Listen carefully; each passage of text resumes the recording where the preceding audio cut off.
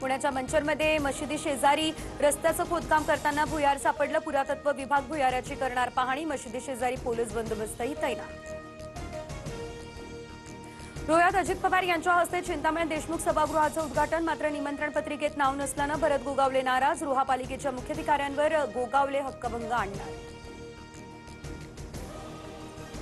राहुल गांधी यांना पुण्यात बोलवा। सात्यकी सावरकर यांच्याकडून कोर्टात ॲफिडेव्हिट दाखल। सावरकरांची बदनामी केल्याचा आरोप। 22 सप्टेंबरला होणार पुढची सुनावणी।